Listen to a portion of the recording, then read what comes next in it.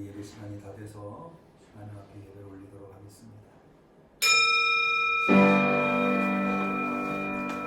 할렐루야 할렐루야 할렐루야 할렐루야 할렐루야 할렐루야 할렐루야 할렐루야 죄진 마디 울린 구주 어찌 좋은 친구인지 걱정된 심 무거운지 우리 주께 맡기세 할렐루야 할렐루야 할렐루야 할렐루야 할렐루야 할렐루야 할렐루야 하나님은 영이시니 예배하는 자가 신령과 진정으로 예배할지니라. 아멘.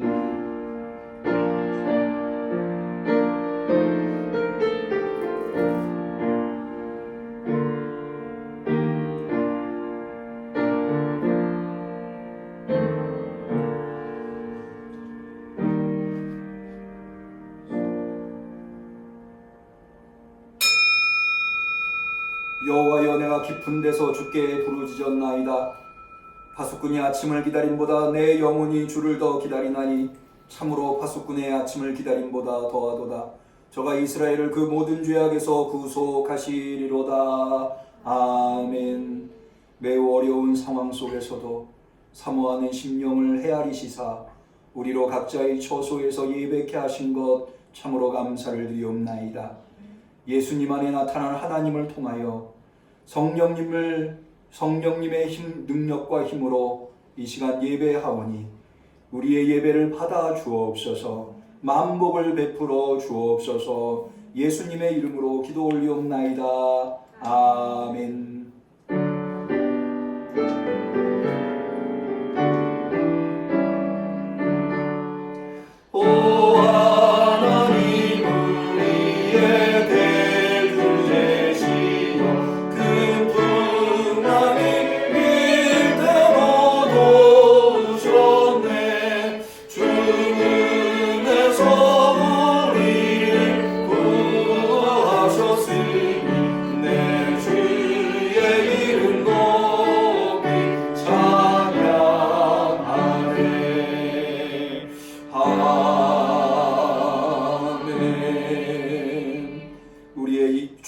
우리의 예배의 주인이신 하나님 앞에 우리의 신앙을 고백할 때에 전능하사 천지를 만드신 하나님 아버지를 내가 믿사오며 그 외아들 우리 주 예수 그리스도를 믿사오니 이는 성령으로 잉태하사 동정녀 마리아에게 나시고 본디오 빌라도에게 고난을 받으사 십자가에 못 박혀 죽으시고 장사한 지 사흘 만에 죽은 자 가운데서 다시 살아나시며 하늘에 오르사 전능하신 하나님 우편에 앉아 계시다가 저리로서 산 자와 죽은 자를 심판하러 오시리라. 성령을 믿사오며 거룩한 공예와 성도가 서로 통하는 것과 죄를 사하여 주시는 것과 몸이 다시 사는 것과 영원히 사는 것을 믿사옵나이다. 아멘.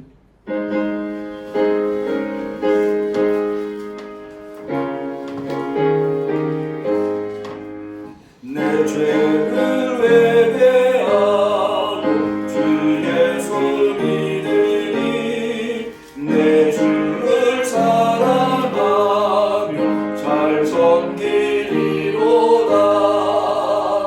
어디 가든지 무엇하든지 주 예수 위하여 지으리라. 내 주의 뜻을 따라 나 살려오니 이 세상 있을 동안 주 섬기리로다. 어디 가든지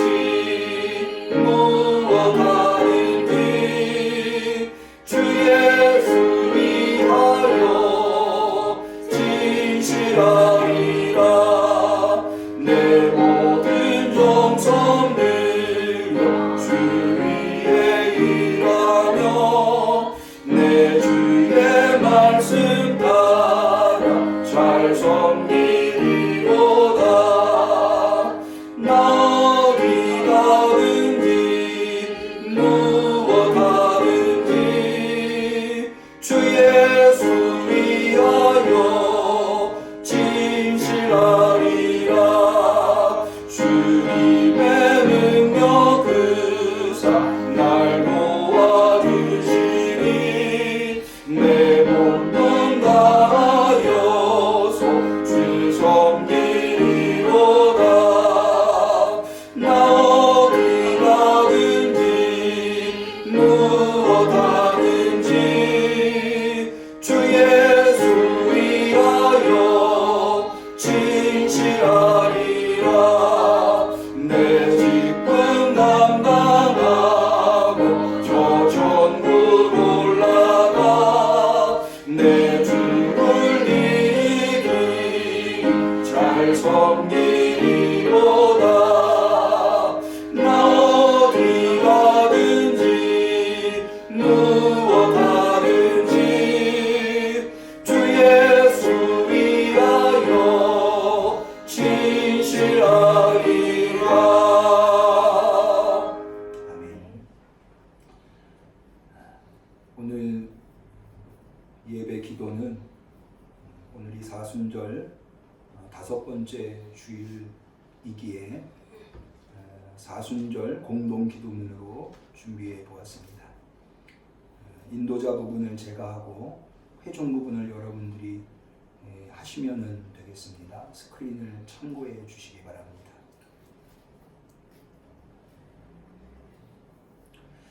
오 그리스도시여, 주님의 충만하심 가운데서 우리 모두가 은혜 위에 은혜를 받았나이다. 주님은 우리의 영원한 희망이십니다. 주님은 오래 참으시며 자비가 풍성하십니다. 주님은 주님의 이름을 부르는 모든 자들에게 은덕을 베푸시나이다. 오 주여 우리를 구원하소서. 오 그리스도시여, 생명과 거룩함의 근원이시여, 주님은 저희의 죄악을 소멸하여 주십니다. 우리의 죄악으로 인해 주님은 십자가 위에서 상함을 입으시고 우리의 불의를 위하여 무덤에 내려가셨나이다. 오 주여 우리를 구원하소서. 오 그리스도시여, 죽음에 자신을 내어주시고 모든 위로의 근원이 되시며 우리의 생명과 부활과 평화와 화해의 근원이 되시나이다. 오 주여 우리를 구원하소서. 오 그리스도시여, 주님을 믿는 모든 이들의 구원자시여, 주님을 위하여 죽은 모든 이들의 희망이시여, 모든 성도들의 기쁨이시여. 오 주여 우리를 구원하소서. 예수님 하나님의 어린 양이시여, 우리에게 자비를 베푸소서. 예수님 우리의 죄를 담당하시는 주여, 우리에게 자비를 베푸소서. 예수님 세상의 구원자시여, 우리에게 평화를 주소서. 사랑의 하나님, 예수 그리스도 안에서 우리 스스로를 우리에게 내어 주셨듯이 하나님의 거룩하신 뜻에 따라 우리들 자신을 하나님께 바칩니다.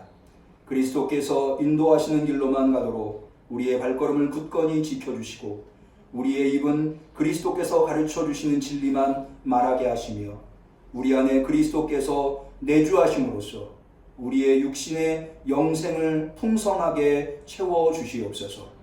하나님의 거룩하신 이름으로 기도하옵나이다. 아멘.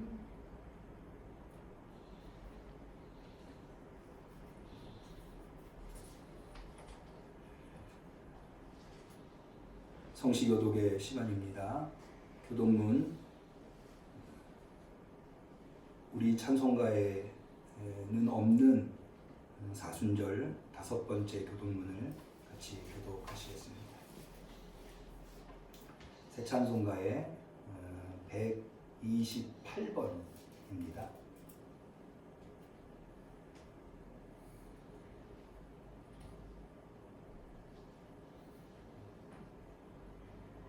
사순절 다섯 번째 교독문을 제가 먼저 시작하도록 하겠습니다. 나의 영혼이 잠잠히 하나님만 바라며 나의 구원이 그에게서 나오는 도다. 오직 그만이 나의 반석이시오 나의 구원이시오 나의 요새이시니 내가 크게 흔들리지 아니하리로다. 넘어지는 담과 흔들리는 울타리 같이 사람을 죽이려고 너희가 일제히 공격하기를 언제까지 하려느냐. 그들이 그를 높은 자리에서 떨어뜨리기만 꾀하고 거짓을 즐겨하니 입으로는 축복이요 속으로는 저주로다. 나의 영혼아 잠잠히 하나님만 바라라. 물은 나의 소망이 그로부터 나오는도다. 오직 그만이 나의 반석이시오 나의 구원이시오 나의 요새이시니 내가 크게 흔들리지 아니하리로다. 나의 구원과 영광이 하나님께 있으며 내 힘의 반석과 피난처도 하나님께 있도다. 백성들아 하십시오 그를 의지하고 그의 앞에 마음을 더하라. 하나님은 우리의 피난처시로다. 아멘. 하나님의 말씀은 요한복음 21장 15절에서 17절에 이르는 말씀을 읽겠습니다.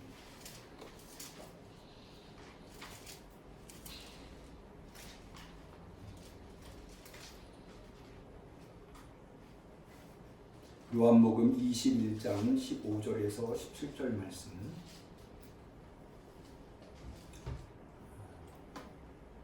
3월 5번째 주일, 특별히 사순절 5번째 주일에 사랑하는 우리 응암교회 성도님들에게 하나님이 주신 소중한 하나님의 말씀, 요한복음 21장 15절에서 17절 말씀을 같이 소리내어서 점성껏 봉독하도록 하겠습니다. 저희가 조각 먹은 후에 예수께서 시몬 베드로에게 이르시되 요한의 아들 시몬아 내가 이 사람들보다 나를 더 사랑하느냐 하시니 가로되 주여 그러하외다. 내가 주를 사랑하는 줄 주께서 아시나이다. 가라사대 내 어린 양을 먹이라 하시고 또 두 번째 가라사대 요한의 아들 시몬아 내가 나를 사랑하느냐 하시니 가로되 주여 그러하외다. 내가 주를 사랑하는 줄 주께서 아시나이다. 가라사대 내 양을 치라 하시고 세 번째 가라사대 요한의 아들 시몬아 내가 나를 사랑하느냐 하시니 주께서 세 번째 내가 나를 사랑하느냐 하심으로 베드로가 근심하여 가로되 주여 모든 것을 아시오매 내가 주를 사랑하는 줄을 주께서 아시나이다. 예수께서 가라사대 내 양을 먹이라. 아멘. 오늘은 김미영 집사님께서 특송을 준비하셨습니다.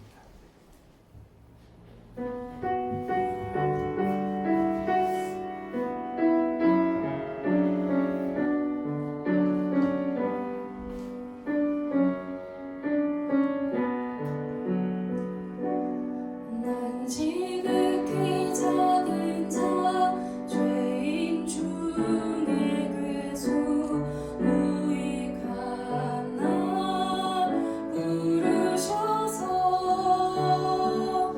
간절한 길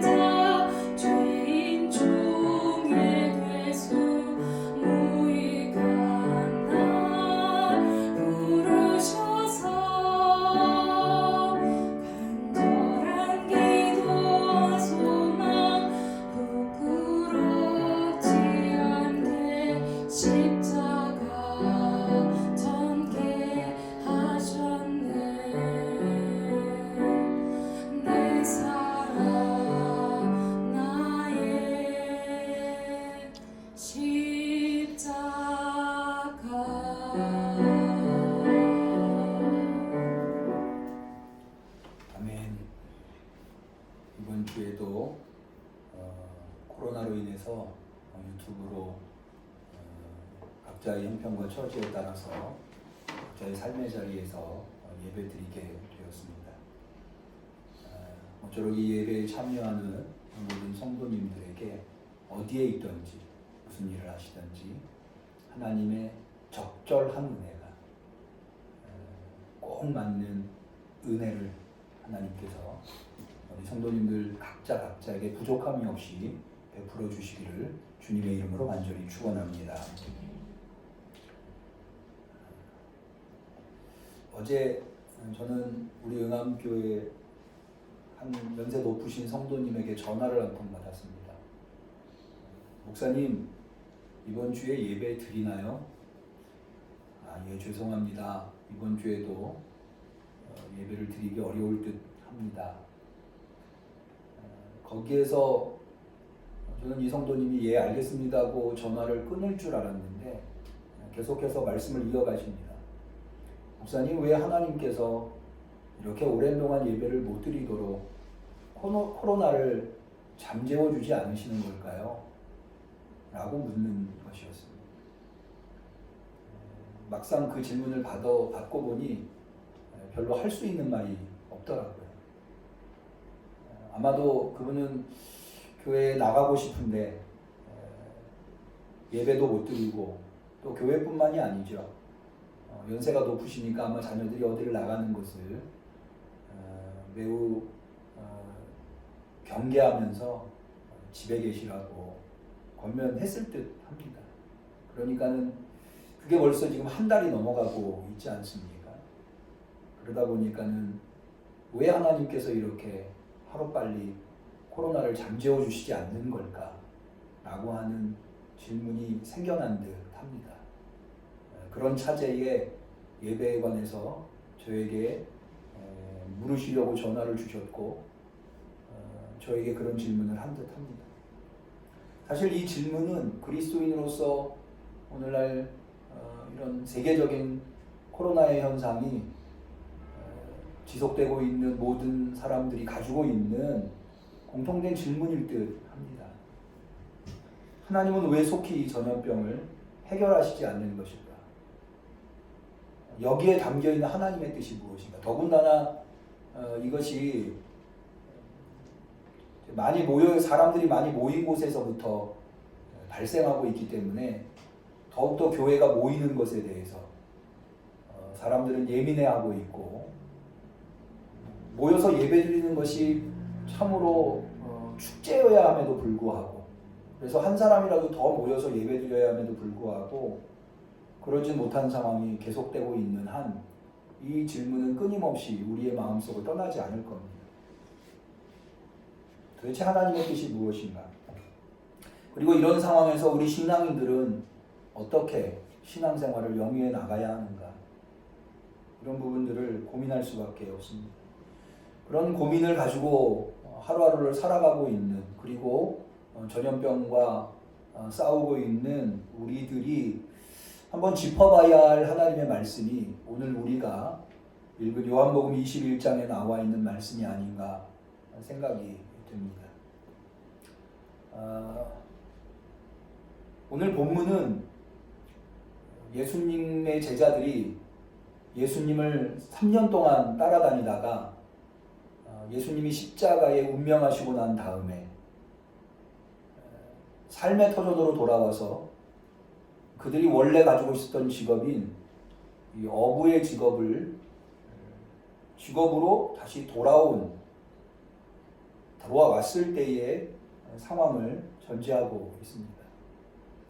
그런 상황에서 예수님이 나타나셔서 베드로에게 특별히 내가 나를 사랑하느냐고 3번이나 묻고 계신 장면이 바로 오늘 우리가 읽은 본문입니다. 제가 왜 이 본문이 오늘 우리의 상황에서 짚어봐야 할 하나님의 말씀이라고 언급하는가 하면 이렇습니다. 사실 제자들의 삶은 어떻게 보면 둘로 나눌 수가 있습니다.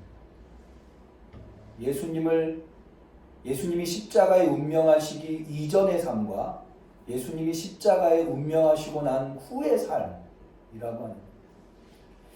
예수님이 십자가에 운명하시기 이전에 그들의 예수님을 만난 이후 3년의 공생의 삶은 한마디로 얘기해서 축제와 열광의 삶이었습니다. 예수님을 만난 이후 가나 혼인잔치에서 물이 포도주로 변하는 것을 통하여서 예수님의 능력을 경험한 이후에 소경이 눈을 뜨질 않나, 또 풍랑을 잠잠케 하시거나 물고기 2마리 보리떡 5개로 5,000명을 먹이시거나 도저히 생각도 할 수 없었던 일들이 예수님의 손에서 일어나는 것을 목격하고, 더 나아가서 제자들은 그러한 예수님이 하신 일들을 자신들도 할 수 있었던 그런 경험들, 귀신을 내쫓고 병자를 치유하고 예수님의 그 주옥 같은 말씀들을 들으면서 3년을 보내왔습니다. 하루하루가 기적이었고, 하루하루가 영광이었고, 하루하루가 예수님에 대한, 예수님으로 말미암은 열광적인 삶이었다고 할 수가 있습니다. 그런데 그런 예수님을 한순간에 잃어버린 겁니다.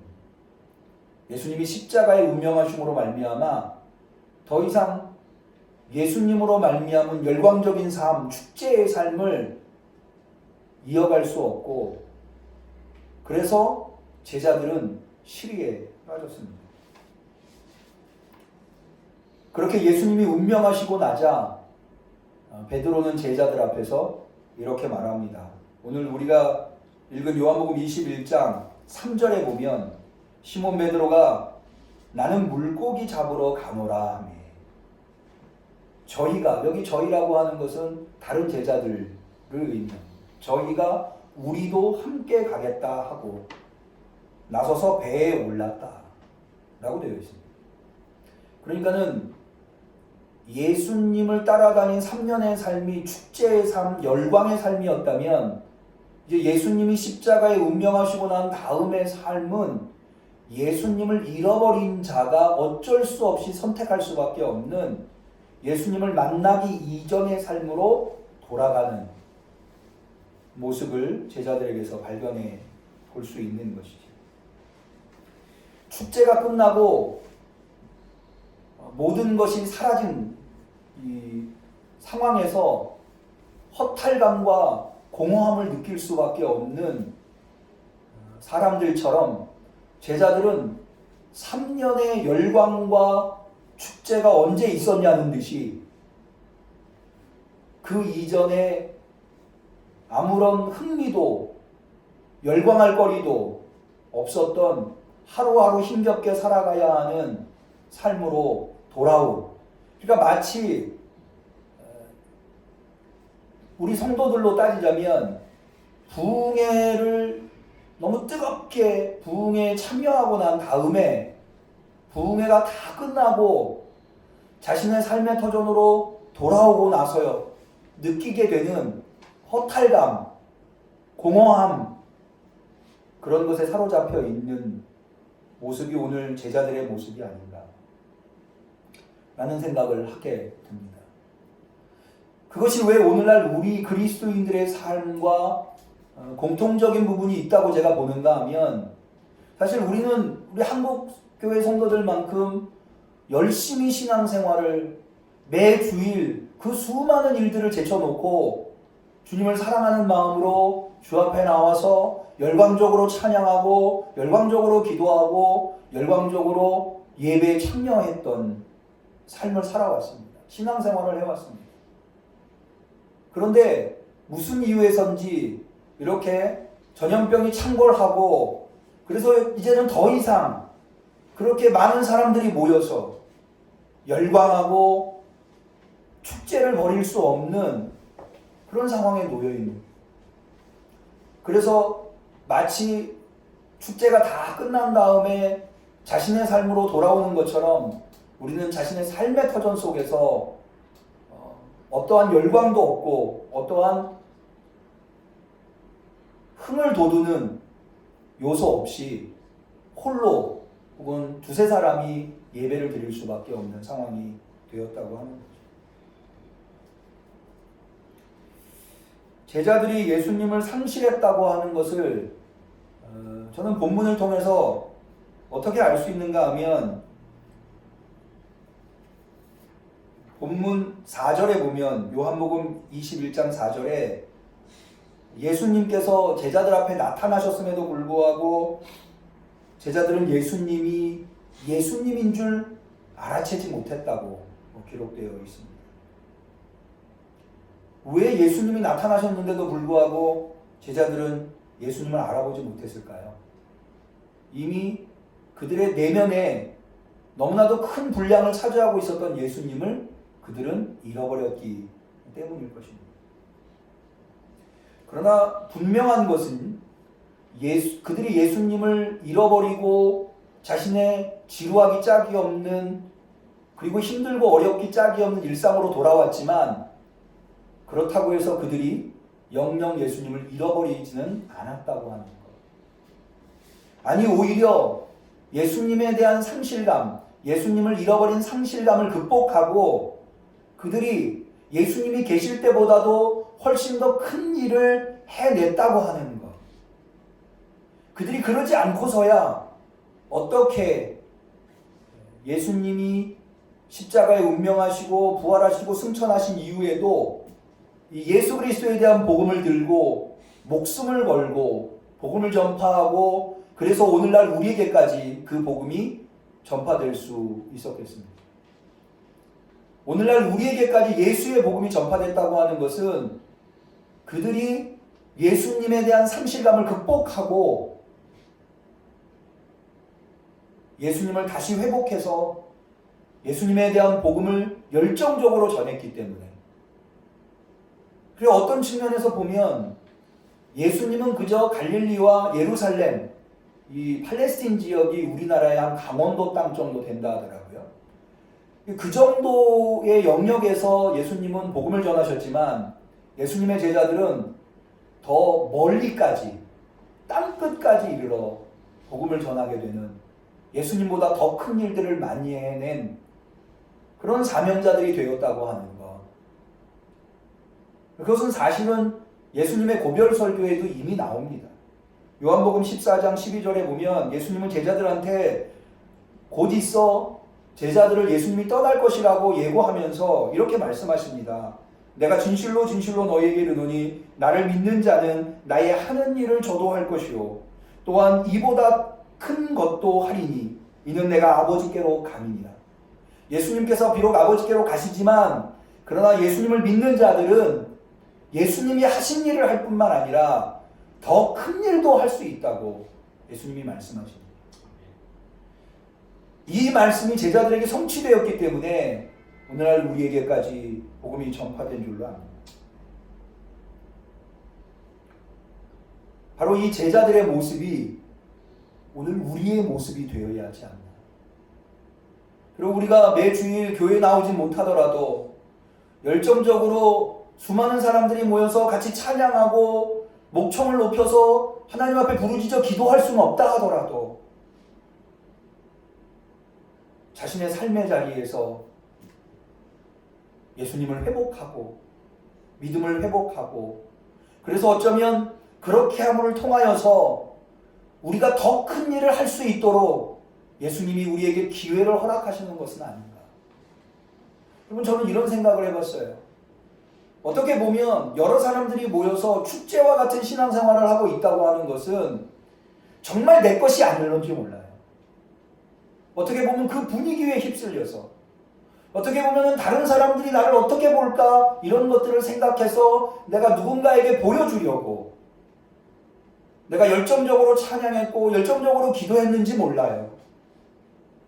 그런데 이제는 더 이상 그럴 수 없는 상황이 되어서 내가 홀로 하나님 앞에 독대하며 서 있을 때 나의 신앙이 어떠한가를 점검해 보라고 하는 하나님의 뜻이 여기에 담겨 있지 않은가. 아니 설사 그것이 하나님의 뜻이 아니라 하더라도 우리가 그런 질문을 우리에게 하면서 내 신앙을 성숙해 나갈 수 있다고 한다면 이 어려운 신앙적인 고난과 역경의 상황에서 내 신앙은 한층 더 성숙하게 된다고 하는 겁니다. 다시 말해서 우리가 이렇게 전염병이 창궐하여서 같이 모여 예배드릴 수 없는 상황이 지속되는 하나님의 그 본래적인 뜻이 무엇인지는 우리가 다 헤아릴 수 없지만, 그러나 분명한 것은 이제 그 열광과 축제의 자리에서 빠져나와 나의 신앙이 아무도 없는 곳에서도 하나님 앞에서 진짜인가 점검해보고 진짜가 되기 위해서 우리가 노력해야 하는 것이 바로 오늘 우리 신앙인들이 맞닥뜨린 현실이 아닌가, 책임이 아닌가, 이렇게 생각을 해보게 되는 것입니다. 여러분, 어쩌면 우리는 이때까지 너무나 교회 중심적인 교회 건물에 의존해 있는 신앙인이었는지 모릅니다. 한국 사람들 참 열심히 교회 오죠. 근데 이 신앙의 문제는 뭐냐면, 해외에 나가 계신, 해외로 여러 가지 일로 인해서 나가게 된 성도들의 얘기를 들어보면 너무 교회 중심적인 신앙생활을 하다 보니까, 또 목회자에게 의존적인 신앙생활을 하다 보니까 해외는 그렇지 않거든요. 교회를 찾기도 어렵고 목회자를 만나기도 어려운, 그렇게 되면 신앙인으로서 살아가지 못하게 되는 거예요. 홀로 설 수 없는 신앙인이었다라는 거죠. 어쩌면 우리는 오늘 더 이상 교회에 나갈 수 없고 목회자를 만날 수 없는 상황 속에서 하나님이 우리에게 요구하시는 것은, 너는 홀로 설 수 있는 신앙인인가? 아니, 너는 홀로 설 수 있는 신앙인이 되어야 된다고 하나님은 우리에게 요구하고 계실는지 모르겠습니다. 여러분, 진짜와 가짜는 언제 구별이 됩니까? 정금과 찌꺼기는 불 앞에서 분명하게 나타납니다. 불이라고 하는 시련을 만났을 때 찌꺼기는 불살라 없어져 버릴 수밖에 없지만, 정금은 훨씬 더 영롱하게 불의 연단을 통해서 빛나기 마련입니다. 저는 모쪼록 우리 응암교회 성도들의 신앙이 모양만 갖추고 있는 가짜 신앙, 찌꺼기 같은 신앙이 아니라 그 내면에서부터 불빛이, 그 영롱한 빛이 뿜어나오는 진짜 신앙, 정금과 같은 신앙이기를 축원합니다. 그러면 제자들은 어떻게 그렇게 열광적인 예수님을 따라다니던 축제의 삶이 끝나버린 후에도, 그래서 어디에서도 즐거움을 찾을 수 없고 신기한 것을 발견할 수 없는 지루하기 짝이 없고 매일매일 반복되는 삶으로 돌아왔음에도 불구하고, 그래서 일시적으로 예수님을 잃어버렸음에도 불구하고 그들은 예수님을 어떻게 회복했나? 어떻게 회복할 수 있었나? 도대체 그들에게 일어난 일은 무엇인가? 저는 여기에 세 가지 일이 개입됐다고 봅니다. 그 세 가지 일이 저는 오늘 우리 응암교회 성도들에게도 일어날 수 있기를 바랍니다. 첫 번째는 뭐냐 하면 바로 예수님이 찾아와 주셨다는 것.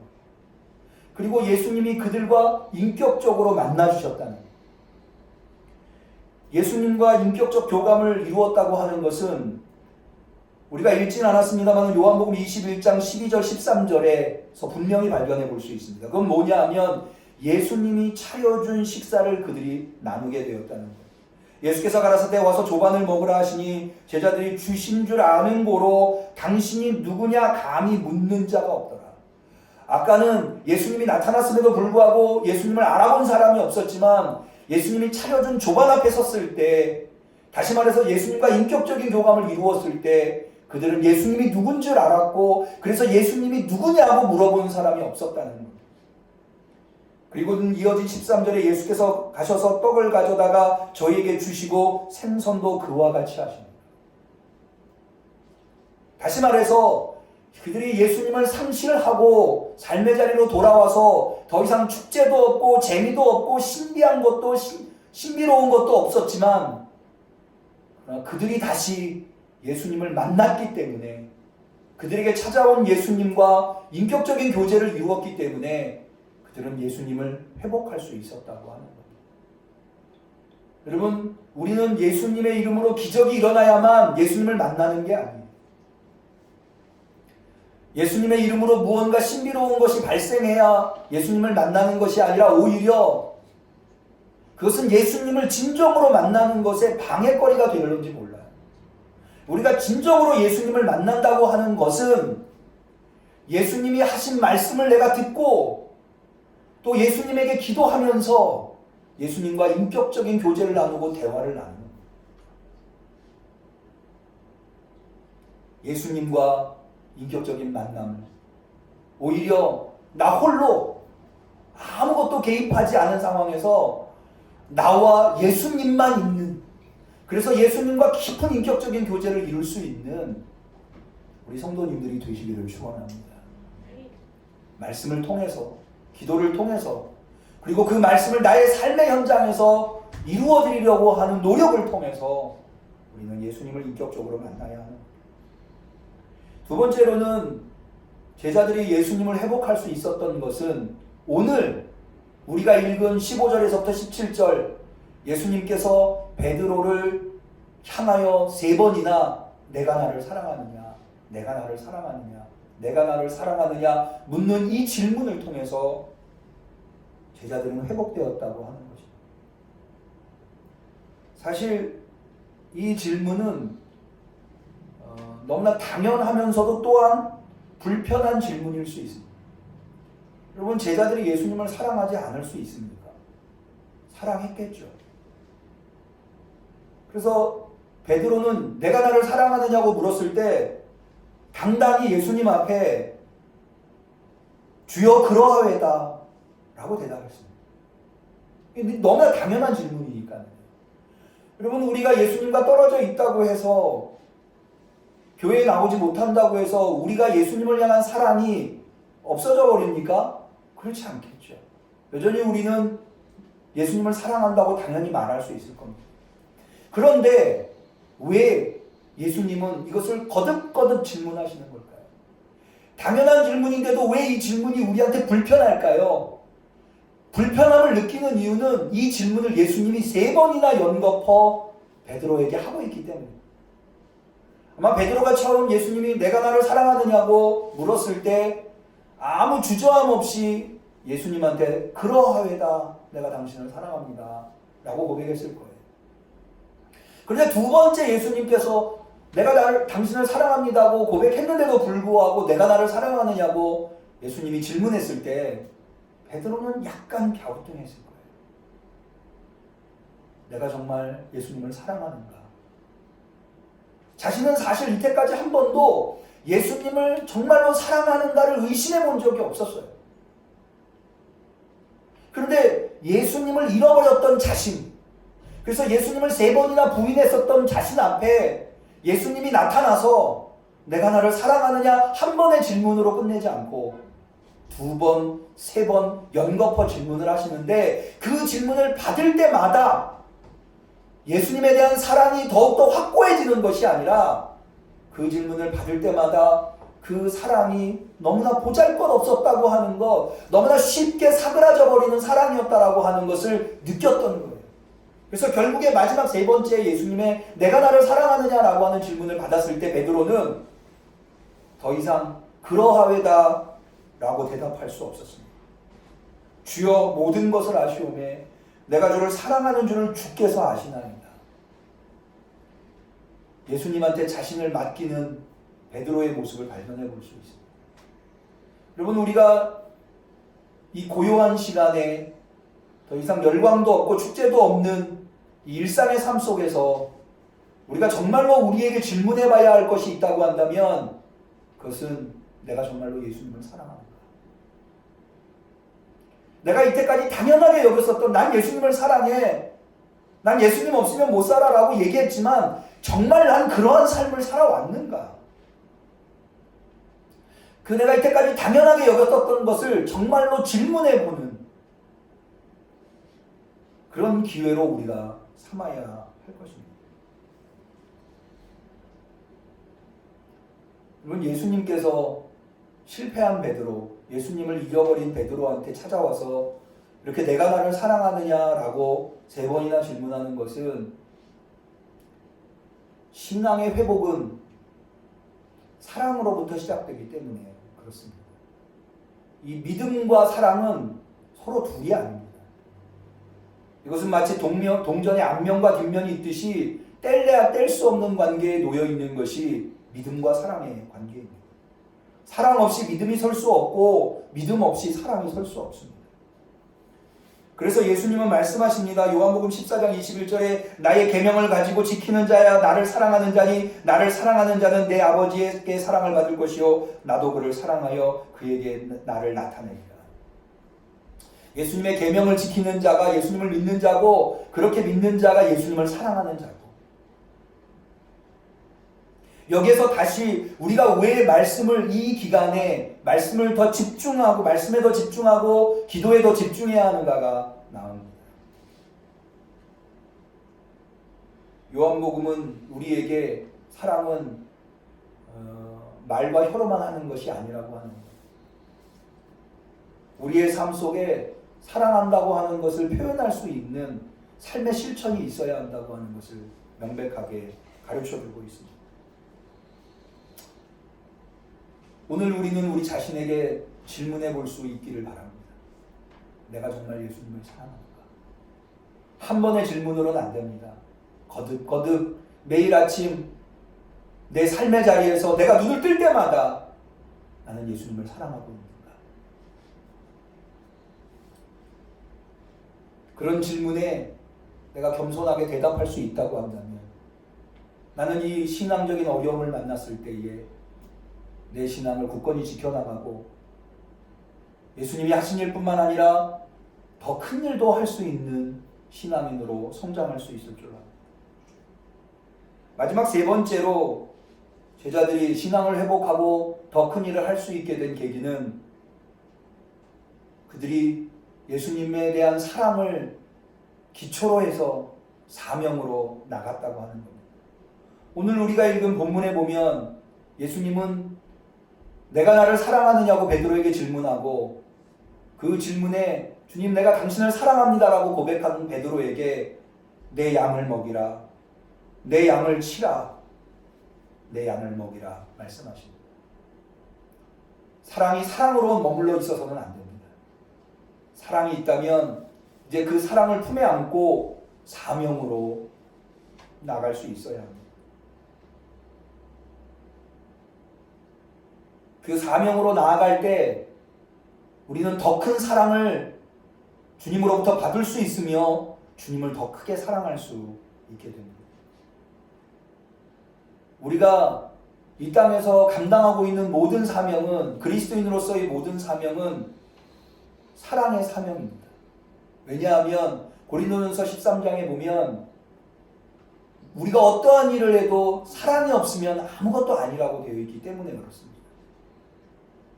이제 우리가 예수님을 사랑한다고 고백했다면 그 사랑의 토대 위에서 사명으로 나아갈 때 그 사랑이 열매를 맺는 것입니다. 저는 그 사명 중에 전도의 사명이 결코 빼놓을 수 없는 대단히 중요한 사명이라고 생각을 합니다.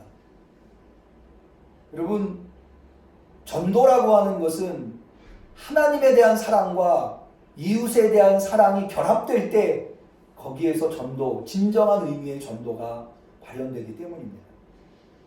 어떻게 하나님에 대한 사랑과 이웃에 대한 사랑 없이 우리가 진실로 전도할 수 있겠습니까? 그러므로 우리는 이 기회를 전도의 기회로 삼아야 할 줄로 압니다. 그렇게 한다면 오히려 이것이 우리에게 기회가 되어서 이 어려움이 오히려 하나님께 영광이 되고 하나님의 나라를 확장하는 이제 교회의 건물 안에 머물러 있었던 우리의 신앙이 교회의 건물을 초월하여서 뛰어넘어서 우리의 삶의 현장 속에서 하나님의 사랑을 이루며 하나님의 나라를 이룰 수 있는 참된 그리스도인이 되는 기회가 될 수 있기 때문입니다. 말씀을 정리합니다. 여러분, 제자들은 축제와 열광이 사그라들고 예수님이 십자가에 운명하시고 난 다음에 자신의 삶에 돌아왔을 때 그들이 경험한 것은 실패와 공허였습니다. 우리 다시 한 번 더 요한복음 21장 3절을 볼까요? 시몬 베드로가 나는 물고기 잡으러 가노라 하매 저희가 우리도 함께 가겠다 하고 나가서 배에 올랐으나 이 밤에 아무것도 잡지 못하였더니. 왜 아무것도 잡지 못하였을까요? 저는 여기에 단순히 사실적 묘사만 담겨 있는 것이 아니라 베드로의 심적 상태가 담겨 있다고 생각을 합니다. 그는 아마도 예수님을 만나서 살아온 3년의 생애가 자신에게 너무나 깊이 박혀 있어서 그것을 버리고 일상으로 돌아올 수밖에 없었지만 일상으로 돌아오고 난 다음에 그러니까는 예수님을 만나기 이전에 고기잡이 했었던 자신과는 너무나 다른 모습으로 고기잡이를 하고 있었던 거예요. 여러분, 예수님의 사랑을 경험한 자, 예수님을 만나고 예수님의 인격적으로 예수님을 만난 자는 결코 예수님을 만나기 이전으로 돌아갈 수 없어요.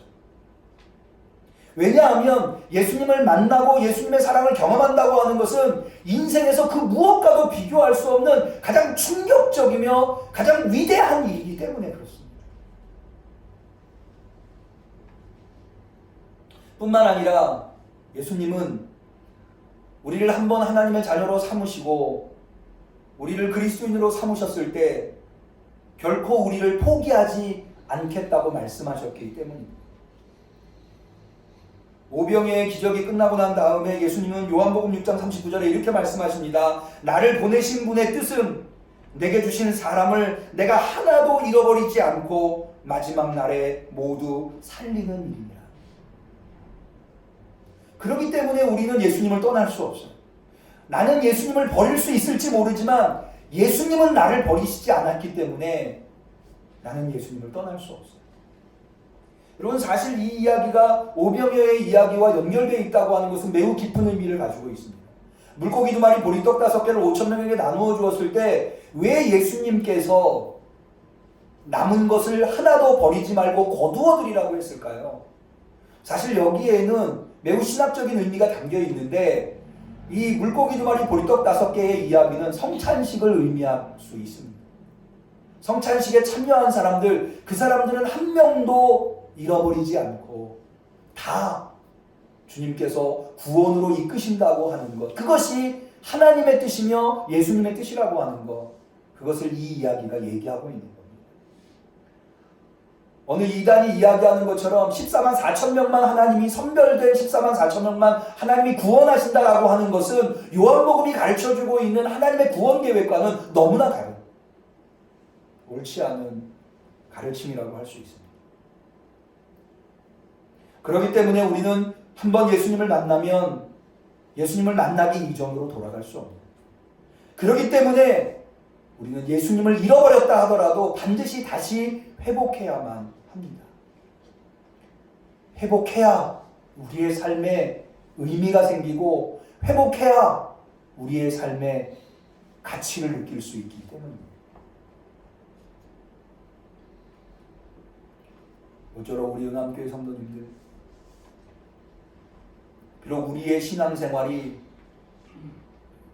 너무나 일상적이고 잔잔하고 이때까지 신앙생활 해왔던 방법과는 너무나 다른 방법으로 내가 이게 신앙인지 아닌지 잘 구별이 되지 않는 그런 분위기라 하더라도 이런 삶 속에서 다시 한 번 더 말씀과 기도로 주님과 인격적인 만남을 누리고 끊임없이 나에게 내가 정말로 주님을 사랑했는가, 사랑하는가 질문해보며 그 질문을 통해서 내가 주님을 사랑한다고 다시 고백하고 그 고백을 기반해서 사명으로 나아갈 수 있는, 그래서 이전보다도 더 큰 일을 해낼 수 있는 우리 은암교회 성도님들이 다 되시기를 주님의 이름으로 간절히 축원합니다.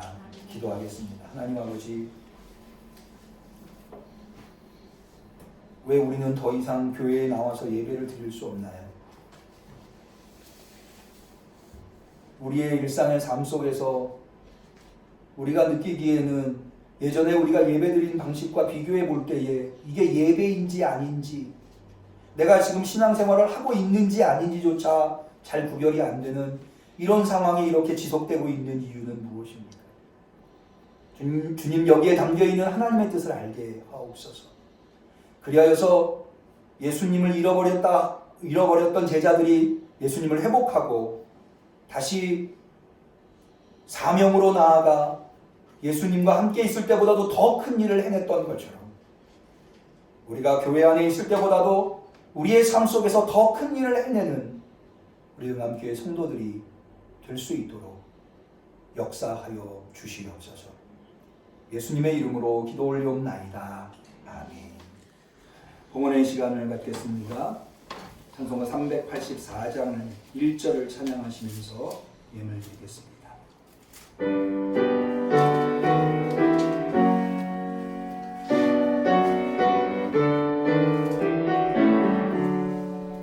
내 주는 강한 성이요 방패와 병기 되시니 그 말 안에서 우리를 구하여 내시리로다. 그 원수 마귀는 이때도 힘을 써 모략과 원죄로 무기를 삼으니 천하의 누가 당하랴. 아멘. 기도 올리십니다. 만복의 근원이신 하나님 아버지, 이렇게 어려운 상황 속에서도 각자의 처소에서 예배 동영상을 통하여서 예배 드릴 수 있게 은총을 베풀어 주신 것 참으로 감사를 드립니다. 이런 어려운 상황 속에서도 우리에게 베풀어 주신 하나님의 은혜가 너무 놀라와 이렇게 예배를 드리면서 정성껏 준비한 예물을 올려드리나이다. 주님, 이 예물을 받아 주시옵시고 우리의 사랑을 회복하여 주시옵시며 우리의 사명을 해낼 수 있도록 능력을 베풀어 주시옵소서. 특별히 아버지 하나님, 우리 응암교회에게 맡겨주신 성전 건축의 사명을 감당하게 하여 주시옵시되 순적하게 성전 건축이 이루어지게 하여 주시옵시며 올해는 꼭 우리 응암교회 성도들 전도의 사명 감당해낼 수 있는 한 사람이 한 사람을 주께로 인도할 수 있는 역사도 나타나게 도와 주시옵소서. 드림에 아까워하지 아니하였사오니 주님의 아낌없는 베푸심을 우리 응암교회 성도들의 손길마다 경험하게 하여 주시옵소서. 특별히 전염병이 창궐하고 있는 이때에 우리 성도들의 건강과 가정과 생업을 붙잡아 주시옵시사 날마다 하나님의 은혜를 간증할 수 있는 우리 성도들의 삶이 되게 하여 주옵소서. 우리 성도들이 드린 예물이 이 종의 손에 들려 있지만 우리 성도들은 사람의 손에 들려 있다 생각지 아니하고 하나님의 능력의 손에 들려 있다 믿사오니 믿음대로 되게 하여 주옵소서.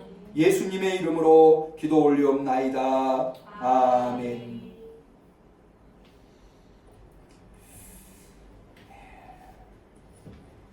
광고의 말씀을 드리도록 하겠습니다. 여전히 코로나가 잠잠해지지 않고 있어서 또 정부에서 각 교회에게 협조 요청이 있어서 이번 주에도 이렇게 동영상 예배로 예배드리게 되었습니다. 장년부 예배, 청년부 예배는 이렇게 동영상으로 예배를 대신하고요. 아동부 예배와 청소년부 예배도 지난주와 동일하게 청소년부는 오전 10시에 아동부는 오전 11시에 실시간 스트리밍으로 예배를 드린다고 합니다. 많이들 참여하셔서 꼭 예배에 승리하실 수 있는 우리 성도님들이 되시기를 바랍니다. 한 가지 감사한 것은 우리가 그동안에 조합으로부터 땅을 받고자 여러모로 기도했는데 지난 월요일날 조합에게 토지 사용 승낙서를 받아서 이제 본격적으로 공사를 시작할 수 있게 되었습니다. 이 일을 위해서 임규성 장로님 건축위원장님께서 여러 모양으로 수고하고 애쓰시고 계신데 앞으로 시공사를 선정하는 일이 대단히 중요합니다. 시공사를 선정하고 공사가 진행될 때에 사고 없이 순적하게 이 일이 진행되어서 올해 안에 꼭 입당할 수 있도록 우리 성도님께서 기억하시고 기도해 주시면 감사하겠습니다. 우리 서로를 축복하는 시간을 갖겠습니다. 축복의 노래 같이 찬양합니다.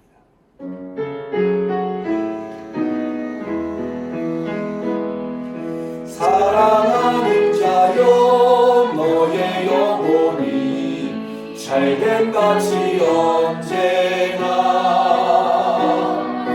범사에 잘되고 강건하기를 내가 간구하노라. 우리 하나님께 영광의 박수. 우리 서로 인사합시다. 사랑합니다. 감사합니다. 축복합니다.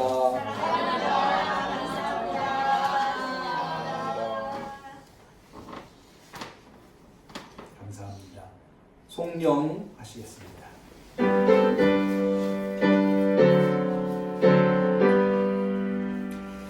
찬양 성부 성자 성령 삼위일체 신께 영생 무궁하기까지 영광을 돌리세 영광을 돌리세.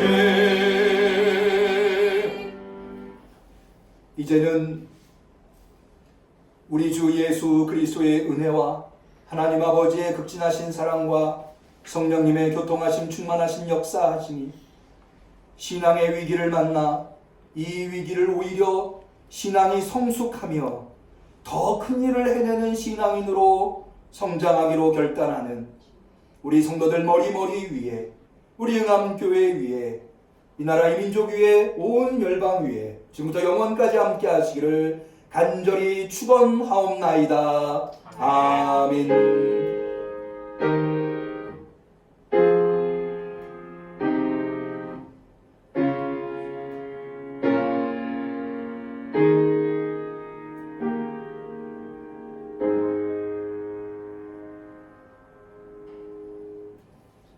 예배를 모두 마치겠습니다.